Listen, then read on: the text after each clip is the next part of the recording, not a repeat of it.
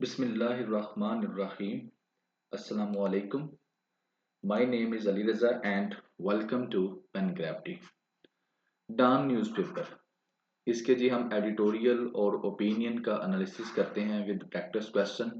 ये series continue है and today is 2 दिसंबर 2023। तो जी क्या है आज के न्यूज़पेपर के अंदर, जिस तरह रूटीन में होता है, ये फर्स्ट 3 आपके एडिटोरियल होंगे 1 2 3, देन वी मूव फॉरवर्ड, और 4 आपके ओपिनियन होंगे 4 5 6 एंड 7। एंड इंशाल्लाह आज के लेक्चर के अंदर भी आपको कई नई चीज़ें जो है वो करंट इश्यूज के हवाले से सीखने को मिलेंगी। फर्स्ट वन जो है ये वाला ओपिनियन है, ये हेल्थ और क्लाइमेट को लिंक करेगा। न्यू कंसेप्ट है, बहुत अच्छा कंसेप्ट है। इससे पहले जो है क्लाइमेट को एनर्जी के साथ लिंक किया जाता था, लेकिन अब वो कोशिश कर रहे हैं इसको हेल्थ के साथ भी लिंक करें। इकोनॉमिक लिबरलिज्म के अंदर जो है, यानी कि लिबरलिज्म जो न्यू लिबरलिज्म फ्री मार्केट जो है कंसेप्ट है, उसको एक चैलेंज छोटा सा आ गया है, उसके बारे में बात की जाएगी। कोयला जो कि एज ए एनर्जी इस्तेमाल किया जाता है, उसको हम इस्तेमाल कर सकते हैं या नहीं एनर्जी के तौर पर, उसके ऊपर बात होगी। और इसकी जो जो है श्रिंक हो गया, यानी कि कम हो गया है इसका इस्तेमाल दुनिया में, वाई उसके ऊपर बात होगी। ठीक है, और पाकिस्तान के लिए क्या ऑप्शंस हैं। एंड लैंग्वेज हमेशा से इशू रहा है लैंग्वेज का, और लैंग्वेज के बारे में वो बताएगा कि किस तरह से जो लैंग्वेज है बच्चों की जो डेवलपमेंट है उसको रोकती है, सोसाइटी को किस तरह से ये क्या करती है, डिवाइड कर देती है। तो काफी अच्छा लिखा है आज के ओपिनियंस के अंदर भी, और एडिटोरियल के अंदर भी जो है आपको ये गजा का इशू है वो है, और इसके अलावा ये वेदिक पॉइजन है उसके ऊपर बात होगी, और नेक्स्ट स्टेप जो है पॉलिटिक्स के अंदर उसकी बात होगी। तो इंशाल्लाह काफी नई चीजें आपको सीखने को मिलेंगी। सो जी रूटीन की तरह जो चीजें हैं, जो पहले जो हमारे स्टूडेंट्स हैं उनको पता है, जो न्यू है वो है पीडीएफ का जो लिंक है न्यूज़पेपर का और इस लेक्चर का, वो डिस्क्रिप्शन के अंदर है, और साथ में व्हाट्सअप चैनल का लिंक भी है, ज्वाइन कर सकते हैं। इसके 7 चैप्टर्स हम बना देंगे। कल के लेक्चर में जो है थोड़ा सा टेक्निकल इशू हो गया था, जिसकी वजह से इसके 2 हिस्से कर दिए गए थे पूरी वीडियो के। लेकिन आज इंशाल्लाह एक ही, जिस तरह होती है एक ही वीडियो ये रहेगी, उसके 7 चैप्टर्स होंगे। डिस्क्रिप्शन के अंदर टाइमलाइन के साथ डिवाइड कर दिया जाएगा, and any question you can ask in comment section. And एक और मोर चीज़ है जो मैं आज ज़रूरी समझ रहा था डिस्कस करना, जो आपके कमेंट्स हैं, और कमेंट्स के अंदर कुछ चीज़ें फ्रिक्वेंटली जो है वो कही जा रही हैं। तो मैंने हल्का से इनके ऊपर जो है आज चाहूँगा कि 2 मिनट बात कर लूँ। वैसे तो मेरी कोशिश होती है कि इररेलेवेंट कोई बात ना की जाए, जस्ट जो टॉपिक से रिलेटेड है वही बातें की जाएं आपके साथ, क्योंकि टाइम काफ़ी फिर लेक्चर बहुत लंबा हो जाता है ना। तो नंबर 1 वोकैबलरी का कहा जा रहा था, तो मैं कोशिश करता हूँ साथ साथ इसके ऊपर फोकस करता हूँ।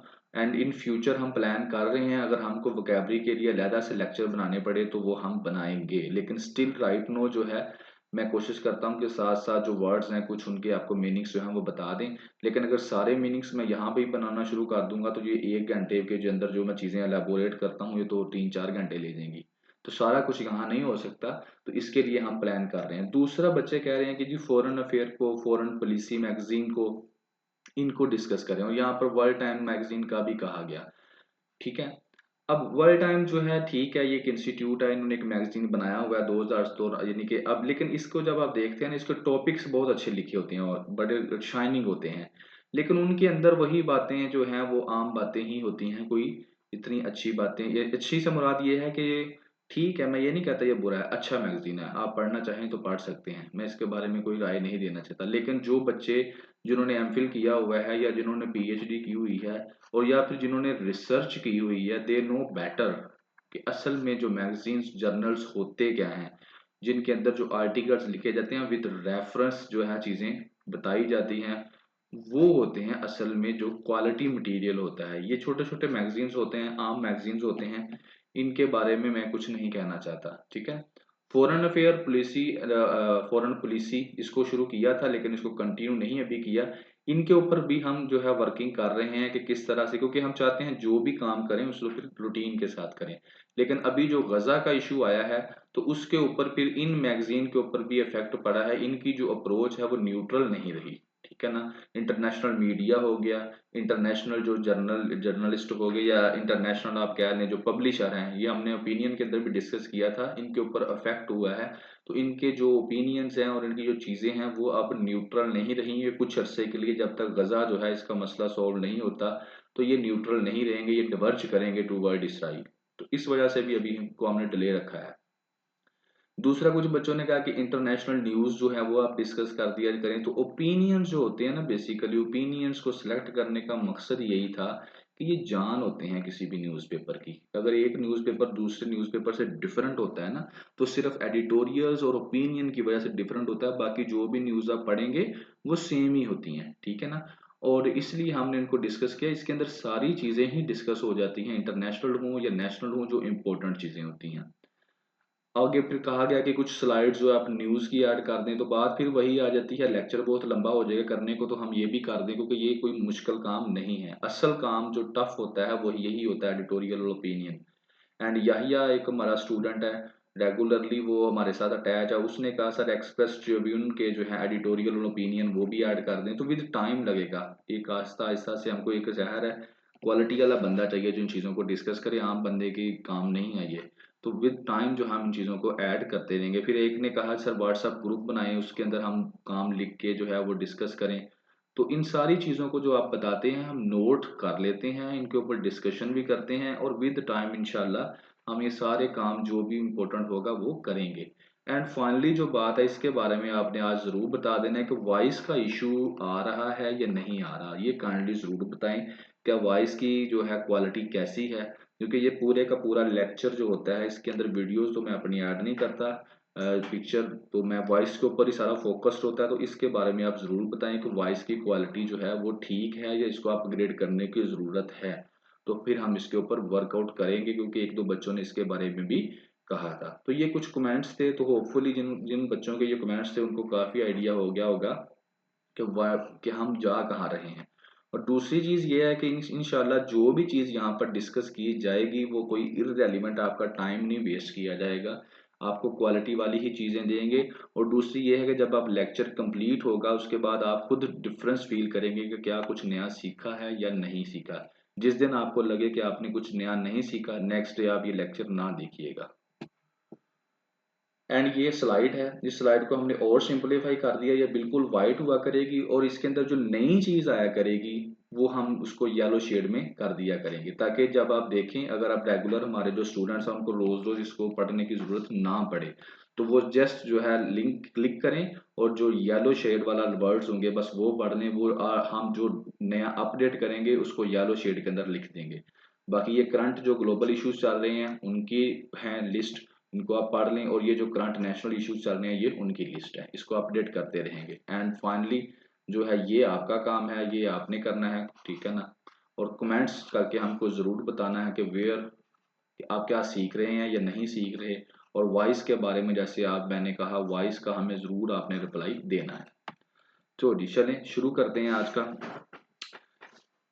फर्स्ट जो आपका है आज का जनाबी अली एडिटोरियल, वो है नेक्स्ट स्टेप। नेक्स्ट स्टेप्स के अंदर इसके अंदर बात क्या होगी, इसके अंदर बात होगी इलेक्शंस की, इलेक्शन कमीशन ऑफ पाकिस्तान की, इलेक्शन डिले की, और इलेक्शन कमीशन ऑफ पाकिस्तान कह रहा है ऑन टाइम इलेक्शन में करवाऊंगा, और उसको करवाने चाहिए या नहीं करवाने चाहिए। तो बात यहाँ पे यही है, क्रक्स ये है कि इलेक्शन कमीशन ने क्या कर दिया, डीलिमिटेशन अनाउंस कर दी है, लेकिन कुछ जो ऑप्शंस हैं जिसके ऊपर बात हो रही है इस्लामाबाद के अंदर के डिले कर दिया जाए, तो एडिटोरियल वाला कहता है डिले नहीं करने चाहिए। अब डिले क्यों कर दिए जाए वो आपको बताते हैं इसके अंदर। तो आए जी इसको डिस्कस करते हैं। कहता है election commission of Pakistan issue कर दिया final delimitation list of constituent, जो इलाके हैं उनकी हल्का बंदियां उसने कर दी है, और फाइनल लिस्ट जो है वो इशू कर दी है नेशनल और प्रोविंशियल असम्बली के लिए, कि ये भाई इलाका इस नेशनल असम्बली का है और ये इलाका इस नेशनल असम्बली का, ठीक है, ये उसने इशू कर दी है। अब आगे बात हो रही है कि इलेक्शन को डिले किया जाए, ये कई स्पेयर्स के अंदर जो है ये बात कर रहे हैं अंदर अंदर सारे कुछ ना। लेकिन वो कहता है आगे कि इलेक्शन कमीशन आगे से जवाब ये दे रहा है कि नहीं जी मैं डिले नहीं करना चाहता, क्योंकि मैं जो है मेरी हर एक चीज़ जो है वो अकॉर्डिंग टू प्लान जो है वो चल रही है। अब डिलिमिटेशन जो की गई हैं उसके ऊपर जो तकरीबन 1300 चैलेंजेस यानी कि शिकायत आई हैं, कंप्लेंट्स आई हैं मुख्तलिफ किस्म की, तो कहता है अब इलेक्शन कमीशन ऑफ पाकिस्तान को ये चाहिए कि उनको एड्रेस करे सबको, या एटलीस्ट जो है फाइनल लिस्ट जो आगे देगा उससे पहले पहले इन सब चैलेंजेस को क्या कर ले, वो एड्रेस कर ले।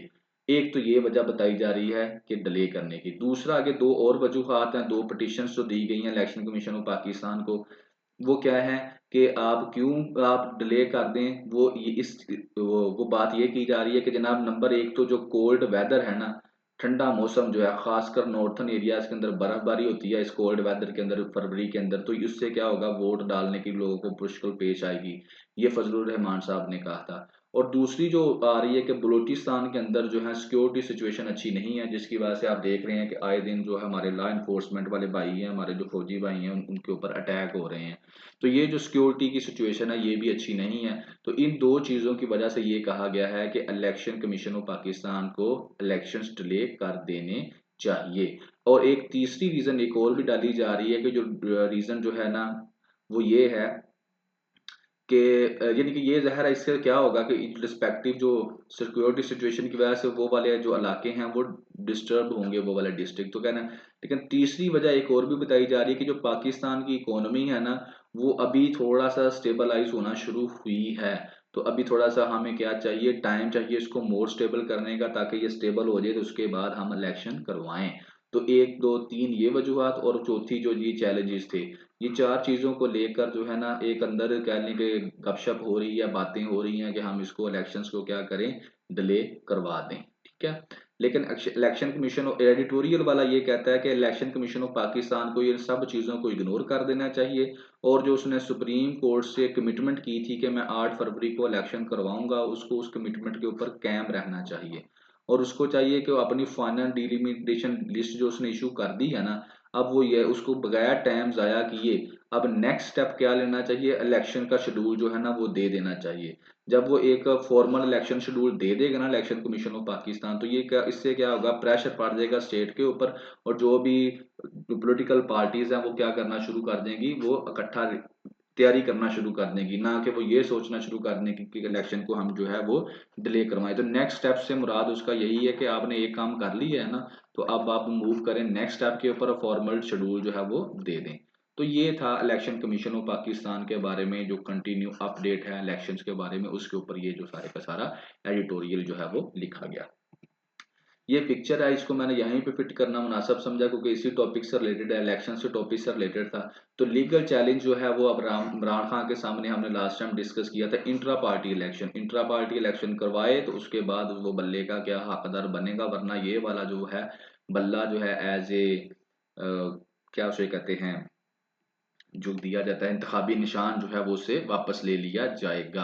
तो उसने फिर क्या किया है, उसने अपना अल्टरनेट जो चेयरमैन है, केयर टेकर चेयरमैन बना दिया है, कल हमने एडिटोरियल में डिस्कस किया था, ताकि इंट्रा पार्टी इलेक्शन करवाएं, और इंट्रा पार्टी इलेक्शन करवाने के बाद ये पार्टी जो है ये इलेक्शन में जा सके, क्योंकि इसके अलावा इसके पास कोई हल ही नहीं है। तो ये एक लीगल चैलेंज जो है ना इमरान खान के लिए बना है, जो उसने पिक्चर के अंदर शो अप करवाया है। अब आ जाते हैं जी अपने दूसरे जो आपके एडिटोरियल है उसकी तरफ। दूसरे एडिटोरियल में है मैस्कर रिज्यूम। मैस्कर मतलब कि तबाही, जुल्म, सितम, ठीक है ना। और अपना ये है रिज्यूम, दोबारा से शुरू करना। रिज्यूम बेसिकली कहते हैं किसी चीज को रोकना, पॉज करना और दोबारा से शुरू कर देना। तो ये बेसिकली है गजा के बारे में बात करेगा, जो थोड़े दिनों के लिए लड़ाई की जो बंद हुई थी वो दोबारा से शुरू कर दी है। इसराइल ने दोबारा से अटैक किया है, और फिर कितने 148 के करीब लोगों को या 186 के करीब लोगों को क्या कर दिया है, उनको मार दिया है। तो इसके ऊपर ये जो है ये होगा एडिटोरियल, इसकी डिस्कशन इसके ऊपर की जाएगी कि क्या गजा के ऊपर बात होगी जनाब अली। और आपका मेन जो टॉपिक होगा वो फलस्तीन इशू रहेगा। ये मैप मैंने लगाए हैं, इन मैप को भी मैं जो डिस्कस करता हूँ कि क्यों लगाए हैं, लेकिन पहले आपको मेन टॉपिक पे आ जाते हैं, बात करते हैं। जहां पर बात होगी तो रेलिवेंट मैप पे मैं जाऊंगा और आपको वहां से बता दूंगा। तो कहता है गजा जो है, इसराइल जो है उसने दोबारा से अटैक शुरू कर दिया है गजा के ऊपर, और उसने बहुत सारे गजा के लोगों को क्या कर दिया, दोबारा से मार दिया है। इसके अलावा साथ साथ उसने साउथर्न गजा जो है, जिसको समझा जाता था कि वो एक सेफ जोन है फलस्तीनियों के लिए, तो वहां पर भी उसने अटैक कर दिया है। और तकरीबन अब तक 15,000 के करीब जो फलस्तीनी हैं वो शहीद हो चुके हैं। और इसके साथ साथ उसने वेस्ट बैंक के अंदर भी क्या कर दिया, ऑपरेशन शुरू कर दिया है। अब मैप मैंने इसलिए लगाया था ताकि आपको बता सकूं, जो नए बच्चे हैं, जो नए स्टूडेंट्स हैं, उनके लिए कि बेटा ये है येलो कलर का फलस्तीन, आपको नजर आ रहा होगा, ये है वेस्ट बैंक और ये है गजा। इन दोनों को जब आप मिलाते हैं तो फिर आपका बनता है फलस्तीन। और यहाँ पर ये वाला है नॉर्थ गजा और ये वाला है साउथ गजा। तो पहले इसराइल ने ये कहा था कि यहाँ से आप लोग, यहाँ पर अटैक कर रहा था कि यहाँ से आप साउथ की तरफ चले जाएं, तो लोगों ने यहाँ से हिजरत की और साउथ की वजह तरफ चले गए। और यहाँ पर ये जो बॉर्डर है ये इजिप्ट के साथ लगता है, यहाँ पर रफा क्रॉसिंग है, यहाँ से कुछ लोग जो है वो इजिप्ट के अंदर आ गए और यहाँ पर उन्होंने कैंप लगा लिए, कुछ साउथ के अंदर रह गए।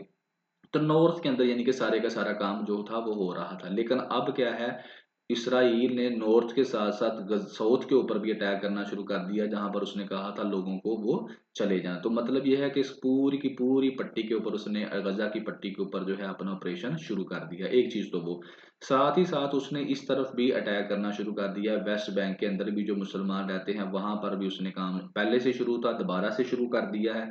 तो ये क्यों किया है, ये मैंने आपको ये समझा दिया कि यहाँ पे भी शुरू कर दिया। अब बात क्या है आगे बताने वाली जो थी वो ये थी कि असल में जो अपना ये वाला इसराइल ये कहता था कि जनाब स्टेट स्पॉन्ड, अब इसराइल ये कहता था कि मैं जो है वो क्या कर रहा हूँ, एलिमिनेट कर रहा हूँ, किसको एलिमिनेट कर रहा हूँ, एक्सट्रीमिस्ट को, हमास को। और हमास कहाँ पर है, वो गजा के अंदर है, तो वहां से मैं इसको क्या कर रहा हूँ, खत्म कर रहा हूँ।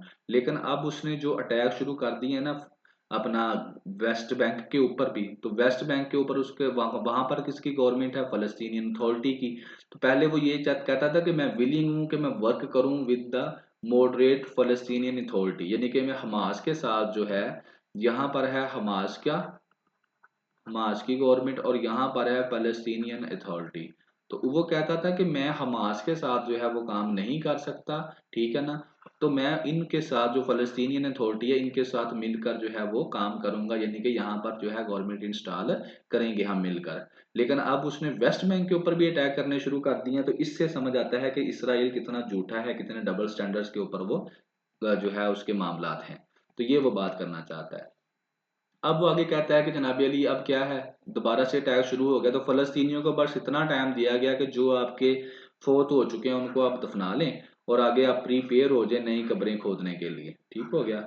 अब कौन इसको रोक सकता है, वो कहता है यूएसए इसको रोक सकता है या अरब कंट्रीज जो है इसको रोक सकती हैं। यूएसए कैसे रोक सकता है, क्योंकि यूएसए उसका दोस्त है, उसका स्पॉन्सर है, उसका अलाय है, तो उसकी वो बात सुनता है, ठीक है। और अरब कंट्रीज कैसे रोक सकती हैं, अरब कंट्रीज अगर अपना फाइनेंशियल जो पावर है उसको यूज करें और इसके अलावा जियो पोलिटिकल इन्फ्लुएंस जो है उसको यूज करें, तो ये भी काफी कुछ कर सकती हैं। और पीछे जो ओपिनियंस थे वहां पर तो हमने हर एक को खोल खोल के देख लिया था कि कौन सा कंट्री मुल्क कहाँ खड़ा है, उसके पास क्या पावर्स हैं, क्या वो कर सकता है या नहीं कर सकता, इसराइल को रोक सकता है या नहीं रोक सकता। अगर कोई नहीं रोक सकता तो अरब की क्या मजबूरियां हैं, तो वो हमने प्रीवियस वाले ओपिनियंस के अंदर डिटेल में डिस्कस किया हुआ है। अगर आपके वो लेक्चर्स मिस हैं तो आप देख सकते हैं, ताकि आपको ये वाली बातें जो है बिल्कुल क्लियर समझ आ जाए।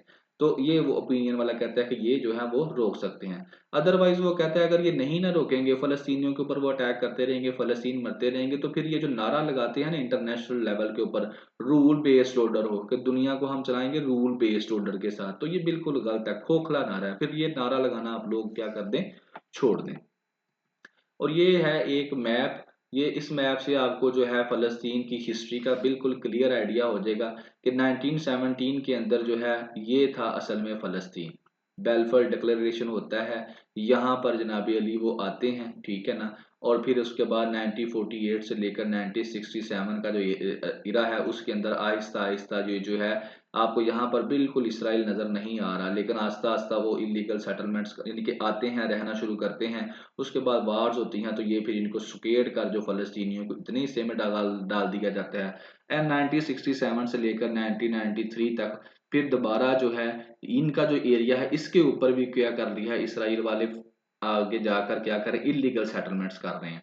और 2020 तक तो आपके सामने ये है कि इसके अंदर भी, वेस्ट बैंक के अंदर भी आपको नजर आ रहा है कि यहाँ पर भी इसराइल जो है वो पहुंच चुका है। और ये बहरहाल ट्रंप ने ये प्लान दिया था कि इस तरह से जो है मैप जो है ट्रंप ने दिया था कि इस तरह से कर लो, इस तरह से फलस्तीनियों को भी कोई थोड़ी थोड़ी जगह दे दो। बहरहाल इसके ऊपर तो वर्कआउट नहीं हुआ, लेकिन ये करंट जो आपको फलस्तीन है ना, वो ये है कि बिल्कुल उन्होंने कैप्चर कर रखा है इस सारे को सारे को।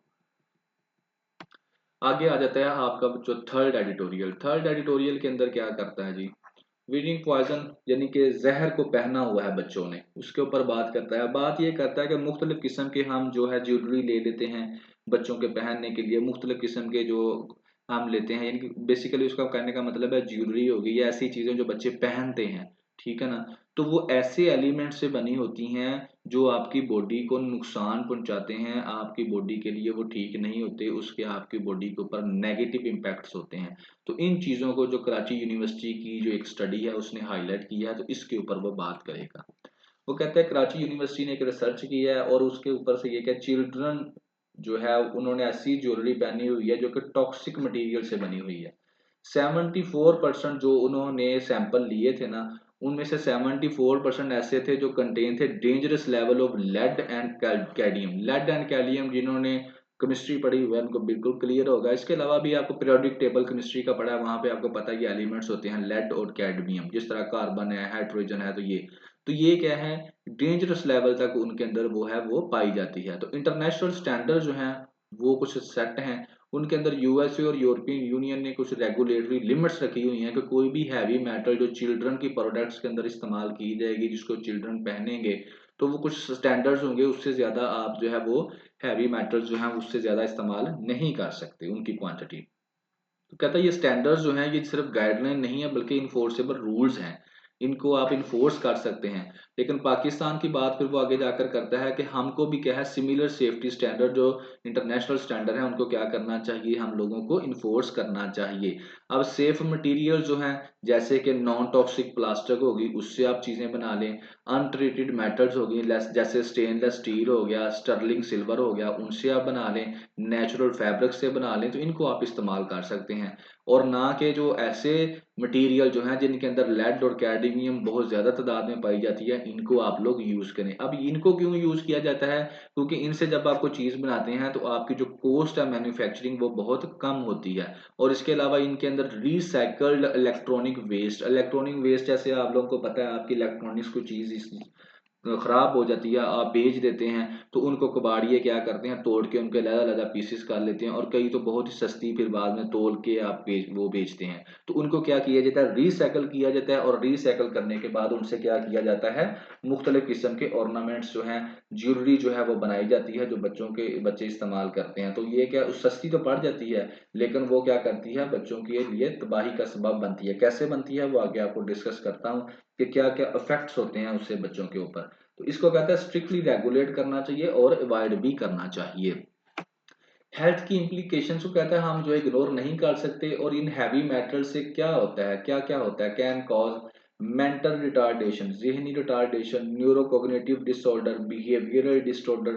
ये तीनों के तीनों को अगर आप कहें तो आपके साथ सिंपली कह सकते हैं आपके जो जहन है बच्चों के, उनके ऊपर ये यानी कि डिस्टर्बेंस पैदा करते हैं, उनको डिस्टर्ब करते हैं, बच्चों को जहनी मरीज बना देते हैं, बच्चों का बिहेवियरल डिसऑर्डर हो जाता है। रेस्पिरेटरी प्रॉब्लम्स आ सकती हैं आपको, यानी कि सांस की बीमारियां, कैंसर हो सकता है, कार्डियोवास्कुलर यानी कि दिल की बीमारियां बच्चों को लग सकती हैं।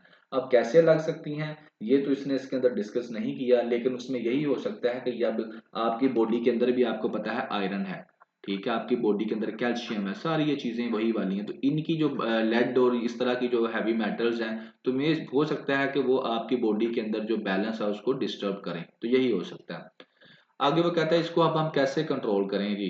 उसके लिए कहता है एक तो अवेयरनेस ड्राइव जो है वो आप जो है शुरू करें, लोगों को बताएं, एजुकेट करें पेरेंट्स को कि जनाब अली इस तरह की चीजें जो है वो बच्चों को ना पहनाएं और अल्टरनेट यूज करें। दूसरा जो है गवर्नमेंट जो है वो एक रोल अपना जो है अदा करे, एस्टेब्लिश करे, इन्फोर्स करे सेफ्टी स्टैंडर्ड्स को, रेगुलर इंस्पेक्शन की जाए और क्वालिटी कंट्रोल जो है वो चेक किया जाए इन चीज़ों का कौन बना रहा है। इसके अलावा मैन्युफैक्चरर और जो रिटेलर्स हैं जो इन लॉज की वायलेशन करते हैं, यानी कि वो सस्ती बनाते हैं और हैवी मेटल से बनाते हैं, उनको क्या किया जाए, पेनलाइज किया जाए, सजा दी जाए, पनिश किया जाए उनको। सेफ्टी कम्युनिटी रिसर्च जो है वो अपना किरदार अदा कर सकती है इसके अंदर, और इसके अलावा रेगुलर अपडेट्स जो इनके ऊपर हमें मिलनी चाहिए, न्यू फाइंडिंग्स मिलनी चाहिए, तो उससे क्या होगा, हम इस मैटर को और अच्छे तरीके से क्या कर सकते हैं, डील कर सकते हैं। द स्टडी फाइंडिंग्स, ये कहता है ये जो स्टडी कराची में हुई है ना, ये एक वेकअप कॉल है हमारे लिए। और अभी हम जो है it's time to concern efforts from all stakeholder, अब सारे के सारे जो स्टेक होल्डर्स हैं उनको चाहिए कि अब क्या करें, वो एफर्ट करें इसको चीज को खत्म करने के लिए, ख्वाह वो गवर्नमेंट है, इंडस्ट्री है, साइंटिफिक कम्युनिटी है और पब्लिक है, ये सारे मिलकर काम करें और इस चीज को वो क्या करें, खत्म करें। तो जी ये थे आपके एडिटोरियल्स। अब हम जो एडिटोरियल्स के बाद मूव करेंगे आपके ओपिनियंस की तरफ, और स्टेप बाय स्टेप जो है आपके ओपिनियंस को डिस्कस करेंगे। कमेंट सेक्शन में आपने वॉइस के बारे में ज़रूर बताना है कि वॉइस की क्वालिटी जो है वो कैसी है, बिल्कुल ही ख़राब है, नॉर्मल है या ठीक है ना। तो ये आपने हमको बताना है, क्योंकि हमारे पॉइंट ऑफ व्यू से तो ये बिल्कुल ठीक है, ज़्यादा बच्चों ने तो यही कहा है ओके है, लेकिन कुछ जो है वो कह रहे हैं, तो लिहाजा हमने सोचा आपसे ये हम राय ले लेते हैं, क्योंकि आप ही लिसनर हैं, आपने ही सुनना है, हमने तो एलेबोरेट कर देना है, तो हम फिर इसके ऊपर जो है और वर्कआउट करके इसको और ज़्यादा बेहतर बनाने की कोशिश करेंगे। सो जी फर्स्ट ओपिनियन है आपका। अब जी फर्स्ट ओपिनियन क्या है? फर्स्ट ओपिनियन है द हेल्थ क्लाइमेट नेक्सिस। पहले तो इसका मैं आपको क्रक्स बता दूं, द हेल्थ क्लाइमेट नेक्सिस का जो है, नेक्सिस होता है कनेक्शन को कहते हैं, ठीक है। नेक्सिस किसको कहते हैं, इसका अगर आप सिनोनियम कहना चाहेंगे, इसका मतलब लें तो उसको कहते हैं कनेक्शन को। तो हेल्थ क्लाइमेट नेक्सिस। अब बात यह है कि क्लाइमेट एक इशू बना हुआ है दुनिया के अंदर बहुत बड़ा, ठीक है, सादा अल्फाज में बात कर लेते हैं। तो क्लाइमेट का इशू कहते हैं जी पैदा क्यों हुआ? वो कहते हैं जी क्लाइमेट का इशू, जो क्लाइमेट चेंज हो रही है उसका इशू इसलिए पैदा हुआ है क्योंकि कार्बन डाइऑक्साइड गैस जो है वो हवा में छोड़ी जा रही है। अब वो कार्बन डाइऑक्साइड गैस हवा में कौन छोड़ रहा है? जी वो इंडस्ट्रियां छोड़ रही हैं। अच्छा, इंडस्ट्रियां कैसे छोड़ रही हैं जी? वहां पर जो हम चीजें यूज करते हैं ना, जो एनर्जी फोसल फ्यूल्स यूज करते हैं, कोयला और तेल वगैरह वहां से निकलती हैं। तो फिर हमने क्या किया, हमने कहा हम ऐसा करते हैं, जो एनर्जी है ना उसको हम ग्रीन कर देते हैं, ठीक है ना। ऐसी एनर्जी जो फोसल फ्यूल से हासिल ना हो उसे हम ग्रीन एनर्जी कहते हैं। उसमें जैसे सोलर एनर्जी है, ठीक है ना, जैसे विंड एनर्जी है। तो हम ना इस तरफ आ गए, हमने कहा पैसे लगाओ ग्रीन एनर्जी के ऊपर और ये आ जाओ, तो जब कार्बन डाइऑक्साइड गैस निकलेगी नहीं तो क्लाइमेट जो है वो चेंज नहीं होगी, तो हम इसको सेटल डाउन कर लेंगे। तो अब सारे का सारा फोकस जो है सीओपी हो गई, कॉन्फ्रेंस ऑफ पार्टीज होगी, तो किसके ऊपर है? सबका एनर्जी के ऊपर है।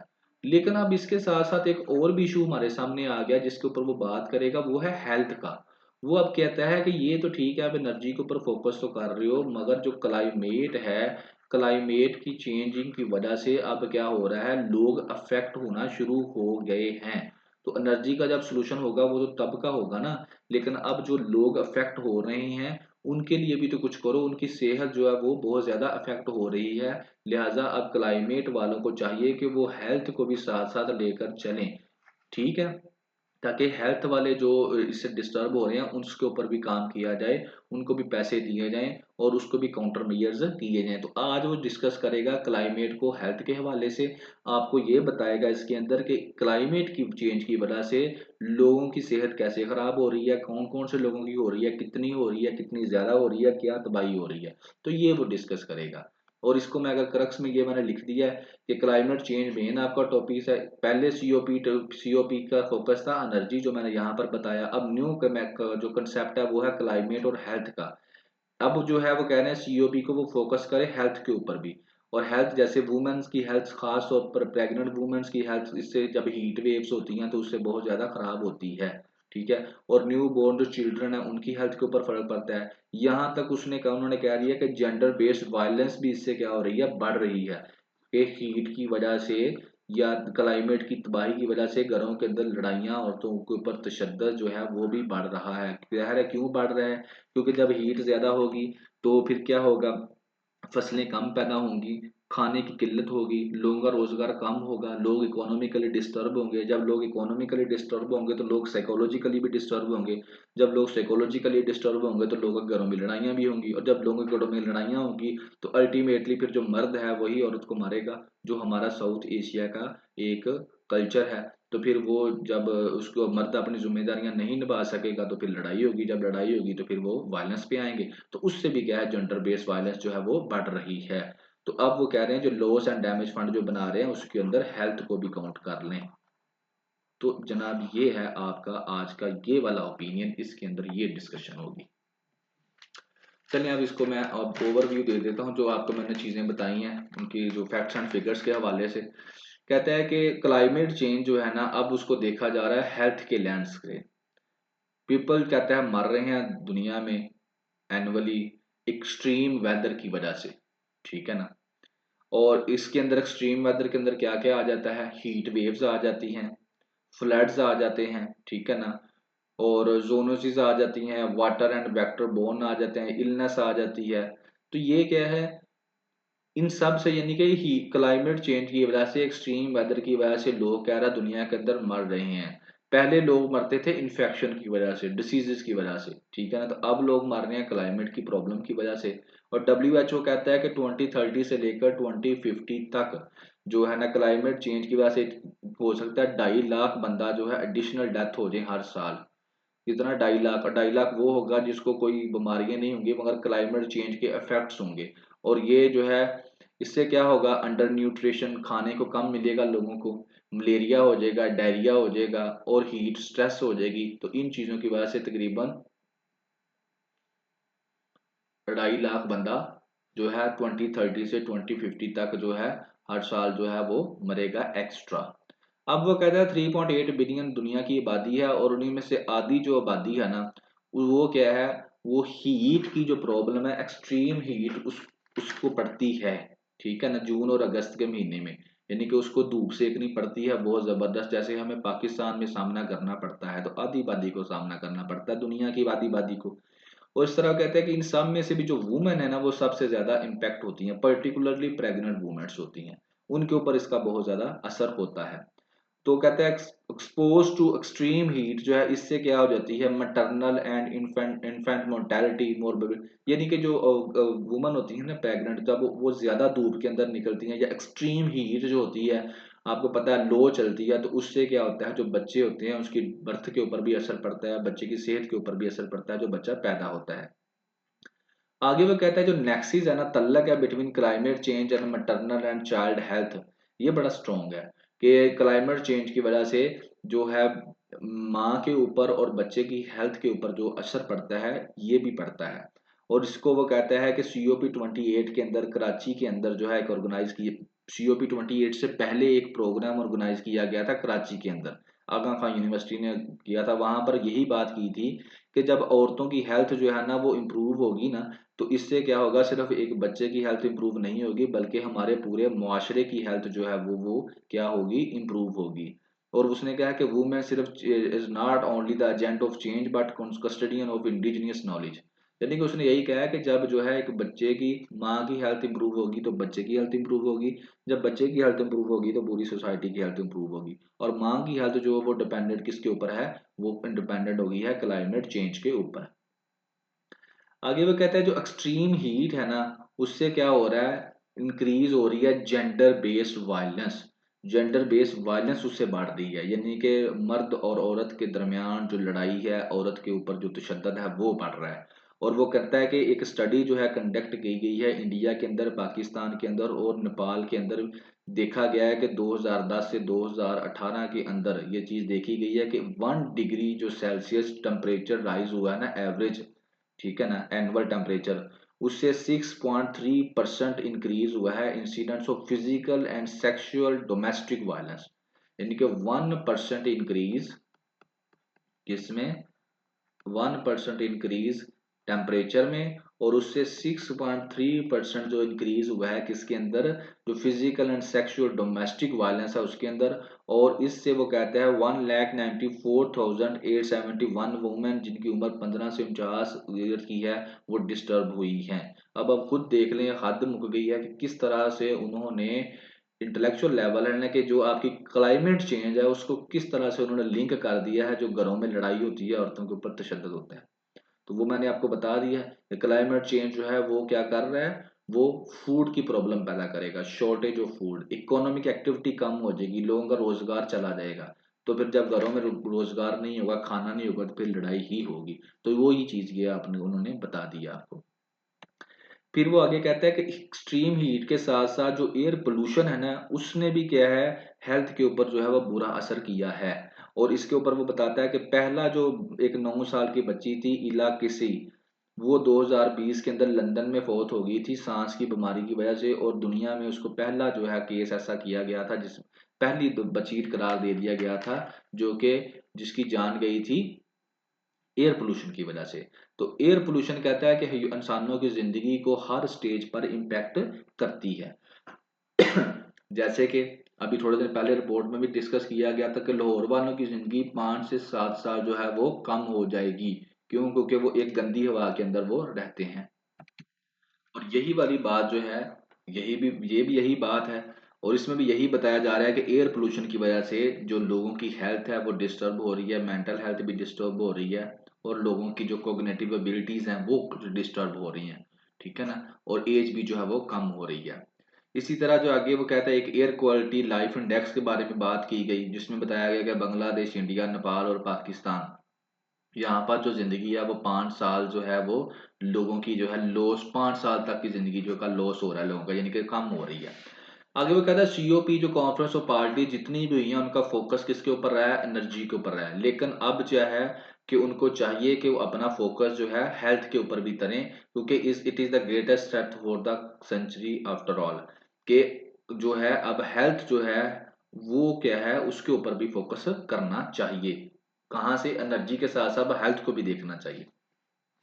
फिर वो कहता है कि हेल्थ डे जो वो मनाया जाएगा, ठीक है ना, health dedicated to health relief recovery and peace will be observe, कल मनाया जाएगा। और कल ही दिसंबर 3 को COP28 शुरू होगी यूएई के अंदर, तो कल ही यहाँ पर ये मनाया जाएगा। और इसके अलावा जो क्या है कि declaration on climate and health that will address adaptation with in health sector, यानी कि आगे वो इसकी मेन बात करने का मकसद यही है कि जो सीओपीज का जो फोकस था ना, जो सीओपीज कॉन्फ्रेंस ऑफ पार्टीज का फोकस था वो पहले था एनर्जी के ऊपर, लेकिन अब जो वो फोकस है उसको अब कर देना चाहिए किसके ऊपर? उस फोकस को करना चाहिए हेल्थ के ऊपर। लेकिन वो कह रहा है कि ये जो सीओपीज है ना ये भी कंट्रोवर्शियल बन चुकी हैं। कंट्रोवर्शियल कैसे बन चुकी हैं? पहले तो वो कहता है कि दुबई के अंदर जो ये होने वाली थी ना जगह, ये होनी है, तो वो जो जगह है वही कंट्रोवर्शियल पहले तो नंबर पे बन गई। क्यों बन गई? क्योंकि दुबई जो है वह 7वां बड़ा ऑयल प्रोड्यूसर है दुनिया के अंदर, और 5वां बड़ा उसके पास गैस के रिजर्व्स हैं। एक चीज तो ये होगी, यानी कि उसके पास क्या है? फॉसिल फ्यूल्स की क्या है? वेल्थ है। ठीक है। दूसरी तरफ जो है COP28 का जो प्रेसिडेंट है या जो हेड है ना, वो भी क्या है? वो भी यूएई की एक बहुत बड़ी जो स्टेट ऑयल कंपनी है ना उसको क्या करता है? रन करता है, एंड स्टेट रिन्यूएबल बिजनेस, और उसके साथ बिजनेस भी करता है। कौन? COP28 का हेड, प्रेसिडेंट। तो वो दुबई के साथ ही बिजनेस करता है, दुबई की एक और स्टेट ऑफ कंपनी का जो हेड भी है, और वो वहां पर बिजनेस भी करता है। तो अब वहां पर ये विस्पर्स ये हो रही हैं आपस में, आपस में बातें ये हो रही हैं कि ये जो COP28 यहाँ पर रखी गई है दुबई के अंदर, इसका असल मकसद ये नहीं है कि दुनिया को क्लाइमेट ये वो, इसका असल मकसद तो ये है कि इस इवेंट को जो है यूज करके क्या किया जाए? तेल की डील्स की जाए, टू मेक ऑयल डील्स। ठीक है। अब देखें ना अब ये क्या क्या हो रहा है कि यहाँ पे सिर्फ दुनिया को क्या दिखाया जा रहा है और असल में क्या चीजें नजर आ रही हैं अब आपको। तो यहाँ से आप देख सकते हैं कि बिजनेस जो है, बिजनेसमैन जो है वही इस दुनिया को चला रहे हैं, बिजनेसमैन। ठीक है। COP28 हो रहा था, क्लाइमेट हो रहा था, कितने इसके ऊपर हम लोगों ने डिस्कशंस भी की।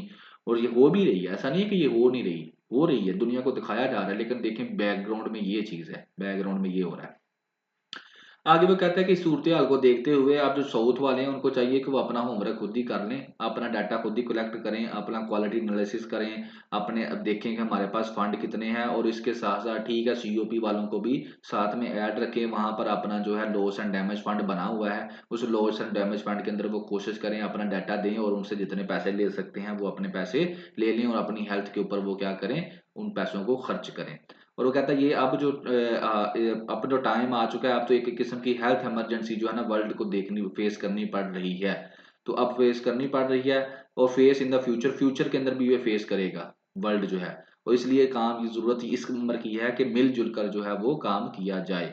और इसी तरह वो आगे कहता है कि जो एयर पोल्यूशन है ये ट्रांस बाउंड्री एक प्रॉब्लम है, कि एक बाउंड्री से ये क्या करती है? एयर जो है पोल्यूशन जो है, गंदी हवा जो है, ये क्या करती है? दूसरे शहर मुल्कों के अंदर चली जाती है। और साउथ एशिया में हमको ये देखने को मिल रहा है कि यही एयर पोल्यूशन जो इंडिया से कभी पाकिस्तान आ जाती है, और कभी पाकिस्तान से जो है वो इंडिया में चली जाती है। तो अभी जो इस वक्त जो है टाइम, इस वक्त जो है for this reason need of the hour क्या है? इस वक्त हमने करना क्या है? हमें मिलजुल कर जो टुगेदर, रिलाइंग ऑन टुगेदर, एक दूसरे से मिलजुल कर काम करना है, अपना नॉलेज शेयर करना है, एक दूसरे के साथ डाटा शेयर करना है, तो फिर ही क्या हो सकेंगे, हम प्रोग्रेस कर सकेंगे, पीस के साथ गेन कर सकेंगे क्लाइमेट।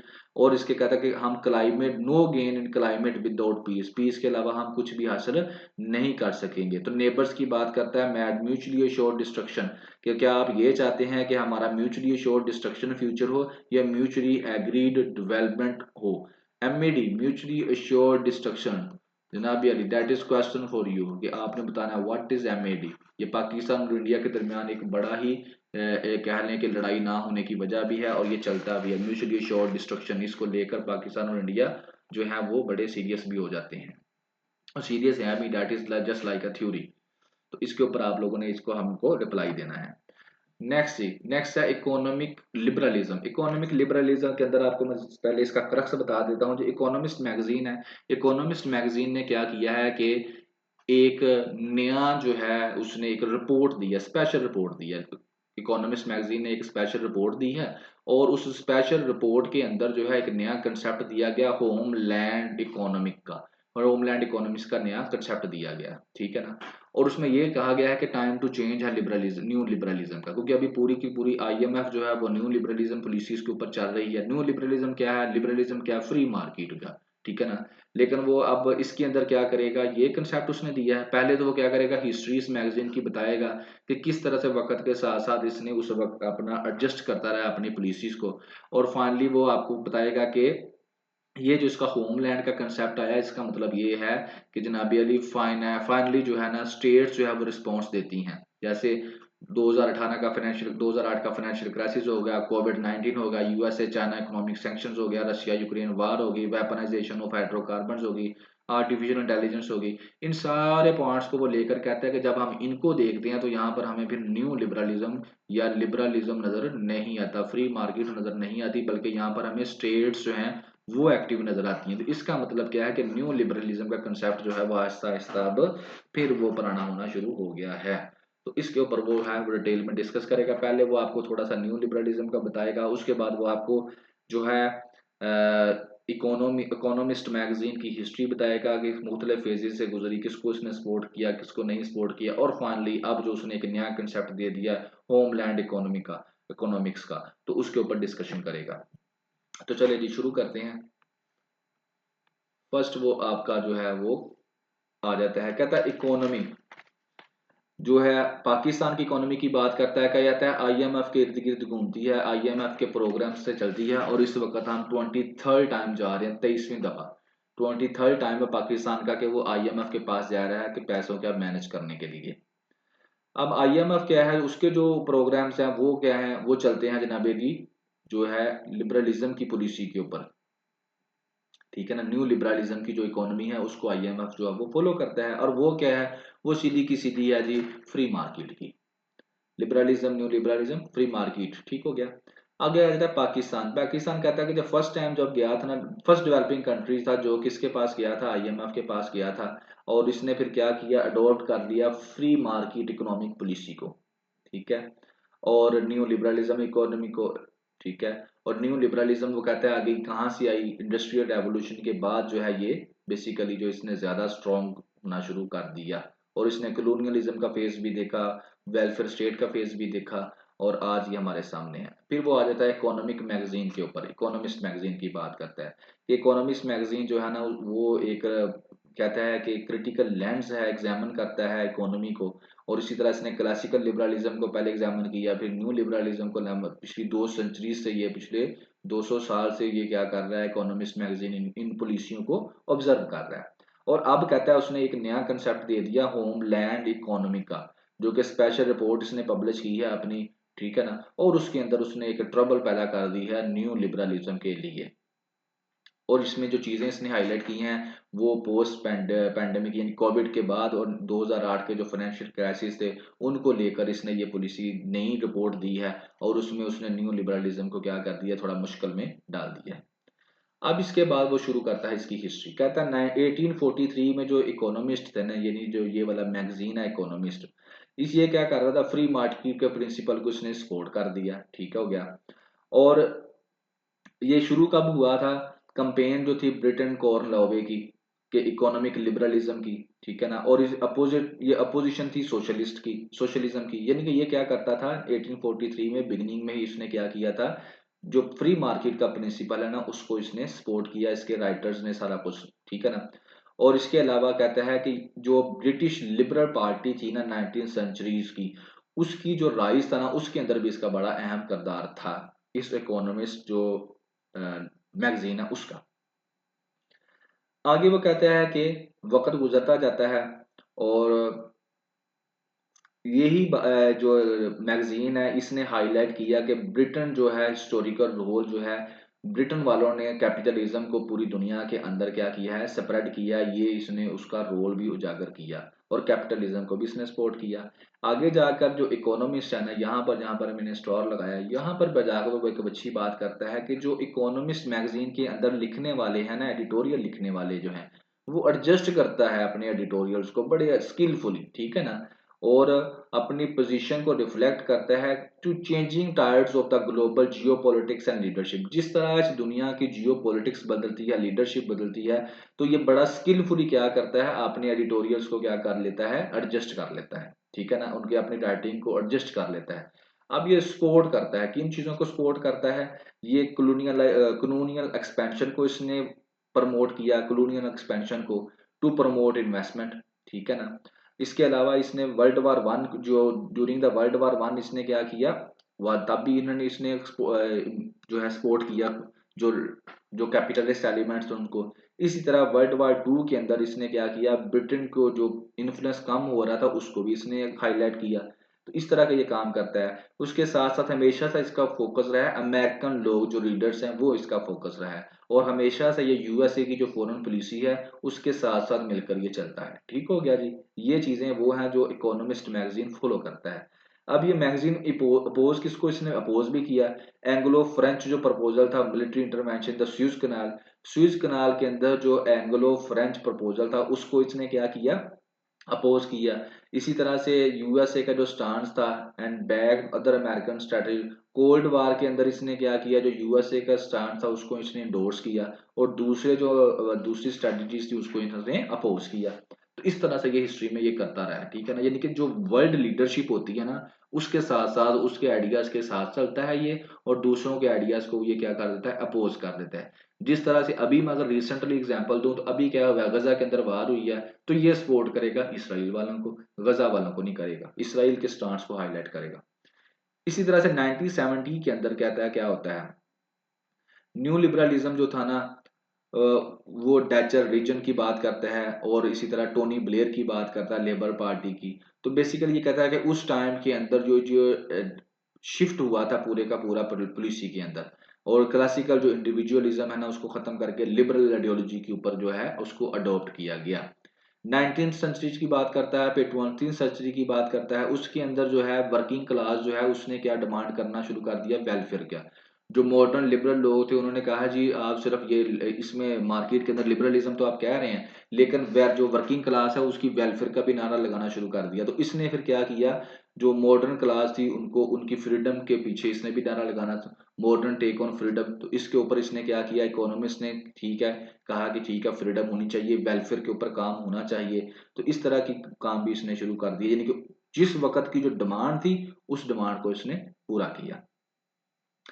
आगे वो कहता है कि 2008 के फाइनेंशियल क्राइसिस आते हैं, तो उसके ऊपर जो मार्केट को क्रिटिसाइज किया जाता है, फ्री मार्केट को, तो इकोनॉमिस्ट ने भी कहा ठीक है, इसने भी क्रिटिसाइज किया उन लोगों को। इसी के बाद कोविड-19 जब आता है तो गवर्नमेंट को स्पेंड करना पड़ा उसके अंदर, तो इसने भी कहा ठीक है स्पेंड करना भी चाहिए। तो यानी कि इसकी जो पॉलिसीज हमेशा से रही हैं वो क्या रही हैं, डिमांड के ऊपर रही हैं, जो जियो पॉलिटिक्स के ऊपर रही हैं। एंड फाइनली आगे वो जाकर बात करता है कि अब जो है इन लोगों ने क्या किया है, ये वाला काम किया जो जान है इस ओपिनियन की। तो ये गौर से आप लोग सुन लें। अब जो है इस लोग इन्होंने एक जो है, अब कहता है डिबेट चल रही है दुनिया के अंदर कि स्टेट को इंटरवीन करना चाहिए फ्री मार्केट पॉलिसीज के अंदर या नहीं करना चाहिए। तो जो इकोनॉमिस्ट पब्लिश्ड है ना उसने स्पेशल रिपोर्ट पब्लिश की है होमलैंड इकोनॉमिक इन अक्टूबर के अंदर अक्रॉस 7 चैप्टर्स की। और इस रिपोर्ट के अंदर उसने क्या कहा है, उसने एक कंसेप्ट हाईलाइट किया है, और वो कंसेप्ट जो उसने क्राफ्ट किया है वो ये है कि इट अप्रोच ये रही है कि स्टेट्स की जो स्ट्रेटजीज है ना response to safeguard the nation's economy for volatile market dynamics under destructive events pandemic and geopolitical tensions, कि जब भी किसी मुल्क के अंदर कोई पैंडेमिक आता है, जैसे कोविड आ गया, या इकोनॉमी बहुत ज़्यादा डिस्टर्ब हो जाती है, वोलाटाइल हो जाती है मार्केट उस वक्त, या पॉलिटिकल टेंशन आ जाती है उस वक्त, तो स्टेट को चाहिए कि वो इंटरवीन करे और अपने मुल्क को इन चीज़ों से बचाए, ये फ्री मार्केट पे ना रहे। तो जो उसको एक्शन लेने पड़े फ्री मार्केट को कंट्रोल करने के वो ले, लेकिन अपने मुल्क को वो बचाए, ये कंसेप्ट आया जिसका। अब इस कंसेप्ट को इसने बेस किया है कुछ 4 चीज़ों के ऊपर, ठीक है ना। इसने इससे जो है यहाँ पे रिस्पॉन्स 4 मेजर ग्लोबल जो डिस्प्यूट डिस्ट्रप्शंस है ना उनको लेकर इसने किया। उनमें से पहली जो थी ना वो ये थी कि 2018 को जो फाइनेंशियल क्राइसिस आए उसके अंदर जो है यूएसए ने फिर इंटरवीन किया गवर्नमेंट ने और उसको मुल्क को उससे बाहर निकाला। 2020 के अंदर कोविड आया तो सारे मुल्कों ने क्या किया, स्टेट लेवल के ऊपर काम किया और अपने आप को इससे बचाया, मार्केट पे नहीं रहे। मार्केटों को भी बंद करना पड़ा तो उन्होंने मार्केट बंद कर दी, वरना मार्केट तो यही होनी थी खुली रहो जी, मार्केट को बंद नहीं करना। इसी तरह जो सेकंड जो है मेजर इशू वो है यूएसए चाइना। यूएसए चाइना एक दूसरे के ऊपर इकोनॉमिक सेक्शंस लगा देते हैं कि ये चीज इंपोर्ट नहीं करनी, ये एक्सपोर्ट नहीं करनी, ठीक है। चिप वार जो हमने डिस्कस किया था पिछले दिनों के अंदर वो कर देते हैं, टैरिफ लगा देते हैं। तो ये क्यों करते हैं, ये अपनी इकोनॉमी को अपनी मार्केट को बचाने के लिए। लेकिन न्यू लिबरलिज्म तो ये नहीं कहता कि स्टेट इंटरवीन करे, तो यहाँ पर स्टेट इंटरवीन करती है। तो ये इस चीज को देख करके जब ये दोनों कर रहे हैं तो फिर न्यू लिबरलिज्म किधर गया, नारा भी लगाते हैं और मानते भी नहीं है। फिर आगे वो कहते हैं रशिया और यूक्रेन की जब जंग हो जाती है, इसके साथ साथ रशिया और यूक्रेन की जंग भी हो जाती है, तो उसके अंदर भी हमने देखा चेन जो है वो डिस्टर्ब हो जाती है सप्लाई की। तो इसके अंदर भी हमको फिर न्यू लिबरलिज्म देखने को नहीं मिला। और जैसे ही ये होती है तो फिर रशिया क्या करता है, रशिया इस यूक्रेन वार के अंदर वेपन के तौर पर इस्तेमाल करता है अपने रिसोर्सिस को, अपनी गैस को, अपने तेल को, और वो कहता है मैं बंद कर दूंगा यूरोप की। तो न्यू लिबरलिज्म तो ये नहीं कहता, लेकिन ये उन्होंने किया। क्यों किया, क्योंकि उनकी रिक्वायरमेंट थी। और इसी तरह से जो फोर्थ एडवेंट कहता है कि अब आर्टिफिशियल इंटेलिजेंस आ गई है। अब आर्टिफिशियल इंटेलिजेंस एक नया चैलेंज बन चुकी है, किसके लिए, एम्प्लॉयमेंट के लिए और लेबर मार्केट के लिए भी। तो इसका मतलब अब क्या हुआ कि जो आर्टिफिशियल इंटेलिजेंस को काउंटर करने के लिए इसके इफेक्ट्स और लेबर मार्केट के ऊपर अब स्टेट्स को कोई ना कोई फैसले करने पड़ेंगे और कर भी रही है, ताकि हमारी जो लेबर मार्केट है वो सरवाइव कर सके। तो जब ये स्टेट्स ये सारा कुछ कर रही हैं, मार्केट के अंदर इंटरवेंशन कर रही हैं, तो फिर न्यू लिबरलिज्म किधर गया।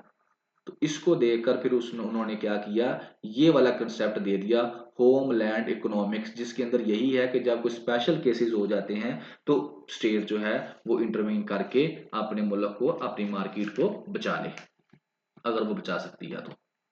ठीक है जी, तो ये था इस रिपोर्ट के अंदर इनका मेन कंसेप्ट। आगे वो पाकिस्तान की बात करता है, तो पाकिस्तान के अंदर भी वो यही बात करेगा कि पाकिस्तान जो है, कहता है पूरी दुनिया जो है वो न्यू लिबरलिज्म की जो है उसको कर कह रही है, टारगेट कर रही है, लेकिन पाकिस्तान नहीं कर रहा।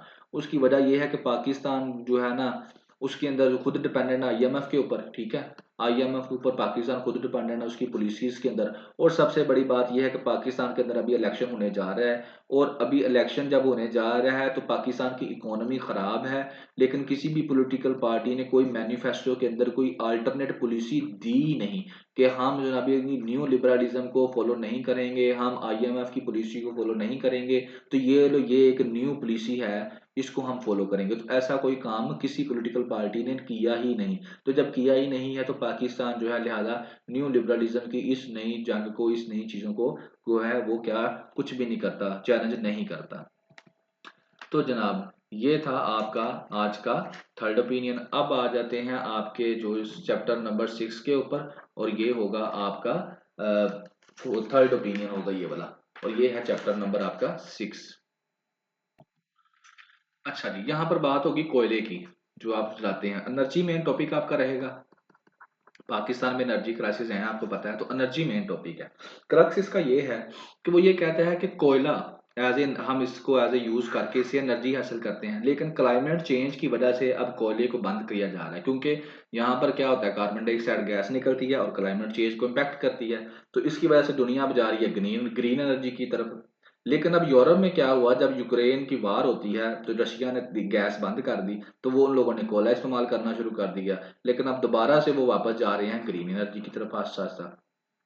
और इसकी अलावा जो है पाकिस्तान की अगर बात की जाए तो पाकिस्तान के पास कहता है कोयला है तो सही, लेकिन अब जो है प्रॉब्लम यह है कि पाकिस्तान के पास इतने पैसे नहीं है तो कोई वो प्रोजेक्ट लगाए और उस प्रोजेक्ट को क्या करे, वहां से एनर्जी हासिल कर सके, क्योंकि पैसे कहाँ से आने हैं, चाइना से आने हैं या आईएमएफ से आने हैं। लेकिन अब चाइना भी ऐसे प्रोजेक्ट्स जो कोयले के हैं उनको सपोर्ट नहीं करने वाला, इन्वेस्टमेंट वहां पर नहीं करने वाला। और आईएमएफ ने सीधा सीधा कह दिया कि अपने बजट के अंदर भी जो है क्या करो, जो नेक्स्ट बजट आपका आने वाला है उसके अंदर और इसके अलावा जो भी प्रोजेक्ट्स आप फ्यूचर में लगाएंगे वो क्या होने चाहिए, क्लाइमेट रिजिलियंट होने चाहिए, यानी कि ऐसे लगाने चाहिए जिनसे क्लाइमेट चेंज भी अफेक्ट ना हो। तो इसका मतलब है फिर हम कोयला तो बिल्कुल इस्तेमाल नहीं कर सकते, क्योंकि अगर करेंगे तो आईएमएफ हमें पैसे भी नहीं देगा। तो पैसे लेने हैं तो कोयला इस्तेमाल नहीं करना, और कोयला इस्तेमाल नहीं करना तो इसका मतलब ये है कि ना सिर्फ पाकिस्तान के अंदर बल्कि पूरी दुनिया के अंदर जो है जो कोयला है उसकी जो इस्तेमाल है वो कैपेसिटी जो है वो कम हो गई है। तो ये है जिस ओपिनियन के अंदर। तो चलिए जिसका हल्का सा मैं आपको टच दे देता हूँ अब इसके अंदर और क्या है। तो ये कहता है यही है कि आप पावर सेक्टर के अंदर जो है मेन प्रॉब्लम जो पाकिस्तान के अंदर पावर सेक्टर के अंदर ये है कि जनाब अली के ओपिनियंस एंड प्रपोज्ड सॉल्यूशंस वो क्या करते हैं, डाइवर्ज कर देते हैं। And one unifying consensus emerge, और कोई एक ऐसा कंसेंसस नहीं हमारे ऊपर होता कि हम जिसके ऊपर क्या कर सकें, सारे मिलजुल कर कोई फैसला कर सकें। आगे वो कहता है कंट्रीज की जो स्ट्रेटजीज है ना for the future in power domain वो फॉसल फ्यूल से चेंज होती जा रही है, यानी कि वो कोला वगैरह नहीं यूज कर रहे। अब पाकिस्तान के पास तो ये ब्लैक गोल्ड है, लेकिन Pakistan no doubt international level पे यही कह रहा है, लेकिन पाकिस्तान की कोशिश है कि इसको मैं इस्तेमाल कर लूं। लेकिन अब पाकिस्तान इस्तेमाल कैसे करेगा, पाकिस्तान के पास तो कैपिटल ही नहीं है इतना कि वो ये काम कर सके, क्योंकि चाइना जो है वो और फॉरेन लैंडिंग भी नहीं आएगी किसी प्रोजेक्ट के लिए, और चाइना भी जो है वो पाकिस्तान के किसी भी ऐसे कोयला के प्रोजेक्ट के ऊपर जो है वो काम पैसे नहीं लगाएगा, क्योंकि इन्वायरमेंटल फ्रेंडली रीन्यूएबल एनर्जी जो है अल्टरनेट जो है वो उनके ऊपर वो दुनिया काम कर रही है और इन्हीं के ऊपर सारे काम कर रहे हैं। तो इसी तरह से वो आगे कहता है कि जो चाइनीज फंडिंग है, हाँ आगे वो यही कहता है कि जो चाइना वाले हैं, चाइना वाले जो है वो उनकी फंडिंग हो गई, या फिर इंटरनेशनल फाइनेंस हो गया कॉरपोरेशन उसने पैसे देने हैं, या इंटरनेशनल मिलिट्री फंड ने पैसे देने हैं। तो इन सब ने जो फंड देना है इन्होंने इस तरह के काम के लिए देना ही नहीं है जिससे कोयले से एनर्जी पैदा की जाए, क्योंकि उससे क्या होगा कि ये क्लाइमेट रिजिलियंट नहीं है। तो अगर हम ऐसा कोई काम करते हैं तो हमें एक्सट्रीम प्रेशर जो है वो सहना पड़ेगा। ठीक हो गया एक चीज, और दूसरा ग्लोबली वो बात करता है कि 72% अब इसका कम हो गया काम, इंडिया हो गया, चाइना हो गया, तो यहाँ पर भी इसको कम इस्तेमाल किया जा रहा है, ग्रीन एनर्जी की तरफ दुनिया आ रही है। 2022 की कहता है कि जिम्बाब्वे के अंदर और फिलिपाइन के अंदर 2 पावर स्टेशन थे, तो उनको भी वो आहिस्ता आहिस्ता क्या कर रहे हैं, क्लोज कर रहे हैं। फिर वो आगे बात करता है यूरोप की, कि यूरोप के अंदर जब जंग होती है तो उस वहां पर तो उन्होंने क्या किया है, इस्तेमाल कर लिया है, ठीक है। लेकिन यूक्रेन रशिया वार की, क्योंकि रशिया ने जो किया था ऑयल बंद कर दिया था, तो वहां पर उन्होंने कोयला इस्तेमाल कर लिया। तो क्या पाकिस्तान के पास ऑप्शन नहीं है इस तरह की कोई भी।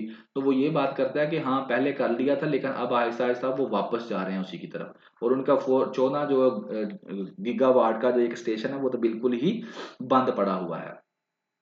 और इसी तरह इंटरनेशनल नेटिव की बात करता है आगे कि जो कोयला है उसको लेकर जो है इन्वेस्टमेंट नहीं होगी। यहाँ तक वो कह रहा है कि यहाँ पर इन्वेस्टर्स बहुत कम हैं। हमारा तो जो सोलर का था 600 मेगावाट का प्रोजेक्ट पाकिस्तान के अंदर मुजफ्फराबाद में, उसके ऊपर भी इन्वेस्टमेंट नहीं आई, उसके ऊपर भी नहीं आई, तो कोयले के ऊपर हमारी कहाँ से इन्वेस्टमेंट आएगी। तो लिहाजा वो आगे है कि रिन्यूएबल टारगेट 30% कैपेसिटी बाय 2030। 2030 तक अगर हमें अपने जो रिन्यूएबल टारगेट्स हैं वो 30% तक जो हमारी एनर्जी है वो रिन्यूएबल चीज़ों से मिलनी चाहिए, ये हमारा टारगेट है, हमने इसको अचीव करना है। और फिर आगे वही बात आ जाती है कि COP28 होने वाली है, वहां पर क्या है यही बातें हो रही हैं, रिन्यूएबल एनर्जी की बात हो रही है। तो लिहाजा इस सिनारियो के अंदर पाकिस्तान को क्या चाहिए, वो दुनिया के साथ मिलकर चले। और अगर पाकिस्तान चाहता है कि वो ऐसा कोई फंडिंग करता है ऐसे किसी कोल प्रोजेक्ट को, तो फिर पाकिस्तान को जो है डायरेक्टली और इनडायरेक्टली जो है काफ़ी मुश्किलात का सामना करना पड़ सकता है। जैसे फिर इसके लिए पाकिस्तान की इकोनॉमी को तैयार रहना पड़ेगा कि वो जो है बाहर से जो है पाकिस्तान को पहले तो है सेल्फ फाइनेंस करना पड़ेगा इसको, और दूसरा जो है वो बाहर से जो है प्रेशर भी पाकिस्तान के ऊपर काफ़ी ज़्यादा आएगा इस चीज़ की वजह से। तो कहता है कि बेहतर यही है कि पाकिस्तानी जो है वो थिंक करें इसके ऊपर, और जो दुनिया चल रही है COP28 के साथ, तो उधर ही चलें, ये कोयले शोले को छोड़ दें और उधर से पैसे लें और रीन्यूएबल एनर्जी की तरफ मूव करें। तो जनाब ये था आपका अपना 6th one, that is your 7th chapter and 4th opinion, and that is last one, linguistic मेज। मेज होती है एक छल्ली, वो होती है MAIZ मकई जिसको आप बोलते हैं, और ये मेज होती है जिसे आप कहते हैं गुम गुमैया जो होता है, जो बनना नहीं होता इस तरह से, यानी कि ऐसी जैसे कहने के प्रॉपर वर्ड नहीं मेरे ज़हन में आ रहा है मेज़ का लिए, यानी कि आप जैसे भी गुम जो हो जाएँ ऐसी जगह, जहाँ पे आप गुम ही हो जाएँ, जो अक्सर आपने देखा होगा कार्टूनों के अंदर बनाई होती है, यहाँ से आप एंटर हो जाते हैं, आपको इधर से निकलना पड़ता है लेकिन आपको रास्ता नहीं मिलता। तो ये है लिंग्विस्टिक मेज़। ज़ुबान की बात करेगा लैंग्वेज की, लैंग्वेज कहता है कि कल्चर को सिक्योर करती है, बिहेवियर को और इंटेलेक्चुअल को सिक्योर करती है। लेकिन हमारे पास जो नेटिव लैंग्वेज हमारी और है इंग्लिश और उर्दू, यहाँ पर हमारे एजुकेशन सिस्टम के अंदर है, आ गई है, ऑफिस के अंदर आ गई है, अफेक्ट कर रही है हमारे चिल्ड्रंस की लर्निंग को, हमारी सोसाइटी को उसने तकसीम कर दिया अमीर गरीब के अंदर, और उसके सोल्यूशन वो आपको बताएगा। तो बेसिकली ये एजुकेशन के बारे में बताएगा, किस तरह से आपकी एजुकेशन क्यों खराब हो रही है। उसके अंदर आप बता सकते हैं कि एक बड़ी वजह लैंग्वेज भी है। दूसरा आप ये भी बता सकते हैं कि किस तरह से एजुकेशन जो है वो डिस्टर्ब हो रही है, तो हमारे जो ब्रेन्स है बच्चों के डेवलप नहीं हो पा रहे, और जब ब्रेन्स डेवलप नहीं हो पा रहे तो हम जो है इस नई दुनिया का जो है मुकाबला नहीं कर पा रहे, कोई बच्चों में क्रिएटिविटी नहीं आ रही, कोई नई चीजें हम नहीं कर पा रहे, तो हमारी इकोनॉमी भी इसकी वजह से क्या हो रही है, डिस्टर्ब हो रही है। तो चलें जी, लैंग्वेज, लैंग्वेज के बारे में वो ये कहता है कि लैंग्वेज जो होती है ना, वो बेसिकली कंटेनर होती है कल्चर का। उसमें आपको कम्युनिटी के आइडियाज मिलते हैं, बिहेवियर मिलता है, फिलोसफी मिलती है। लेकिन जब लैंग्वेज को डिस्कनेक्ट कर दिया जाता है ना, डिटैच कर दिया जाता है, तो हम अपने कल्चर को, नॉलेज बेस को, इंटेलेक्चुअल को क्या करते हैं, खो देते हैं। और इसी तरफ आगे बताया लैंग्वेज वर्ल्ड वाइड दैट, इसी वजह यही वजह है कि दुनिया के अंदर कई ऐसी जुबानें हैं जो बिल्कुल खत्म होती जा रही हैं, और यूनेस्को ने ये जो है इसके बारे में वार्न भी किया है। आगे लैंग्वेज कहता है कि are the related cultures are either nurtured or eradicated educational system। Language जो होती है ना उसके जरिए जो एजुकेशनल सिस्टम में इस्तेमाल करके या तो हम अपना कल्चर बचा लेते हैं या इसको बिल्कुल खत्म कर देते हैं। ठीक है ना, तो एजुकेशन सिस्टम कहता है इसके अंदर बड़ा अहम किरदार अदा करता है। इसके तीन मेन कंपोनेंट्स होते हैं लैंग्वेज के। तो फर्स्ट वन जो होता है वो लैंग्वेज प्रैक्टिस होता है, जिसके अंदर इसको बोला जाता है। दूसरा लैंग्वेज मैनेजमेंट, जिसके अंदर क्या किया जाता है, इसकी तरफ लैंग्वेज की तरफ तवज्जो दी जाती है कि इसको कैसे एक्सपैंड किया जाए। एंड तीसरा लैंग्वेज आइडियोलॉजी एंड बिलीफ। तो ये तीन किस्म के वो कहता है कंसेप्ट होते हैं, इनको याद करने की आपको जरूरत नहीं है। आगे वो पाकिस्तान की बात करता है, तो पाकिस्तान के अंदर कहता है इंग्लिश लैंग्वेज भी मौजूद है जो कि डोमिनेट कर रही है इंग्लिश लैंग्वेज पाकिस्तान के अंदर। एंड इंग्लिश लैंग्वेज कहता है एक मीडियम है ऑफ एजुकेशन है, और ये सेपरेट कर देता है अमीर लोगों को गरीब लोगों से, यानी कि ये ऐसी बात चीज जबान है जो कि अमीरों को गरीबों से अलहदा बिल्कुल कर देती है। और इंग्लिश जो इंडिजिनियस लैंग्वेजेस है ना, उसके वो फायदे आगे आपको बताता है कि फ्रीक्वेंटली इंडिजिनियस लैंग्वेज के बारे में बताता है कि इंग्लिश की वजह से फ्रीक्वेंटली बैकडोर पे जा रही है पब्लिक स्कूल्स के अंदर, और या तो उर्दू पढ़ाई जा रही है या इंग्लिश पढ़ाई जा रही है। तो इससे क्या हो रहा है, जो यंगस्टर्स हैं उनकी अपनी जबान वो नहीं सीख पा रहे, तो उनके जो कोग्निशन है ना, क्रिटिकल थिंकिंग डिस्टर्ब हो रही है, कोग्निटिव डेवलपमेंट नहीं उनकी हो रही। ठीक है ना, और इसके अलावा उनका जो कल्चर है वो डिस्टर्ब हो रहा है। तो ये क्या है, ये सारा किसकी वजह से हुआ है, यानी कि प्रॉपरली उनके ब्रेन डेवलप नहीं हो रहे। और इसी तरह से आगे वो यही बात दोबारा से कर देता है, और इसका कहता है एग्जैक्टिव फंक्शन जो है वो यही है कि इस जुबान को, जो नेटिव लैंग्वेज है उसको बोला जाए, उसको इस्तेमाल किया जाए, ये इसी से ज्यादा क्या होगी, प्रोग्रेस होगी। एंड आगे जो बड़ा पॉजिटिव पॉइंट यहाँ हमने किया कि children attain literary in their native language. अगर बच्चे जो हैं अपनी नेटिव लैंग्वेज के अंदर जो है इल्म हासिल करते हैं, तो उससे क्या होगा, जो चिल्ड्रन की लर्निंग है मदर टंग के अंदर हो गया, उससे क्या होगा, बच्चों की एकेडमिक अचीवमेंट्स बढ़ेंगी, सोशल ग्रोथ होगी, सेल्फ एश्योरेंस होगी, कैपेसिटी ऑफ क्रिटिकल एनालिसिस होगा। तो ये सबसे ज्यादा अहम है, इसको आप बेशक नोट डाउन कर ले, ये नेटिव लैंग्वेज में इल्म हासिल करने के फायदे हैं। और ये कहता है कि मैं इसलिए नहीं कह रहा कि आप इंग्लिश लैंग्वेज उर्दू लैंग्वेज को बिल्कुल ही छोड़ दें, ऐसी बात नहीं है, लेकिन आप कम से कम जो इनिशियल स्टेज है वहां पर बच्चों को उनकी नेटिव लैंग्वेज में पढ़ाएं। उसके बाद जब वो मेच्योर हो जाएं और थोड़ा सा वो लिटरेरी उनकी बेहतर हो जाए तो फिर आप उनको इंग्लिश लैंग्वेज में या उर्दू लैंग्वेज में ले जाएं, क्योंकि ये भी जरूरी है। लेकिन वो आगे फिर वो कहता है कि इंग्लिश लैंग्वेज हमारे ऑफिस के अंदर यूज की जा रही है अलीट एक कल्चर पैदा करने के लिए। और कहता है हमारा जो first care taker prime minister था उसने भी इंग्लिश लैंग्वेज के अंदर जो है वो तकरीर की, उससे पता चलता है कि हमारी अपनी लैंग्वेज की क्या वैल्यू है और इंग्लिश लैंग्वेज कितनी अहम है। और इसी तरह वो आगे कहता है कि जो है लर्निंग इन इंग्लिश, इंग्लिश जो अब इंटरनेशनल लैंग्वेज बन चुकी है। बेशक ज़रूरी है कि हमें हर चीज़ उर्दू में नहीं मिल सकती तो हमें इंग्लिश लैंग्वेज भी सीखनी पड़ेगी, क्योंकि हमने फिर ही जो है वो दुनिया के साथ मिलकर चलना है। लेकिन पहले जो बच्चों को है उर्दू लैंग्वेज नेटिव लैंग्वेज के अंदर इल्म दिया जाए, देन जब वो थोड़े से बड़े हो जाएं, जब उनकी लिटरेरी लैंग्वेज स्किल्स डेवलप हो जाएं, देन हम उसको एज ए इंग्लिश लैंग्वेज भी साथ साथ जो है वो सिखाएं। और फाइनली वो कहता है कि अब ज़रूरत ये है कि इक्विटेबल लैंग्वेज पॉलिटिक्स जो है पॉलिसीज जो है एजुकेशन सिस्टम के अंदर हमको इंट्रोड्यूस करवानी पड़ेंगी। तो हमें डोर्स जो हम ओपन करने पड़ेंगे उर्दू के लिए, इंडिजियस लैंग्वेजेस के लिए, और इसके अलावा जो है इंग्लिश लैंग्वेज, सबको हमें साथ साथ चलाना पड़ेगा। लेकिन फर्स्ट स्टेज के ऊपर हमें क्या करना पड़ेगा, हमें बच्चों को क्या करना पड़ेगा, उनकी जो लैंग्वेज है उसके अंदर उनको पढ़ाना चाहिए। और कहता है कि इंग्लिश जो लैंग्वेज है ये सिर्फ कम्युनिकेशन नहीं है बल्कि इससे भी बढ़कर है। ये क्या है, ये जो पर्सन का जो सेल्फ सेंस ऑफ सेल्फ है वो है, कल्चर है, डेली लाइफ है।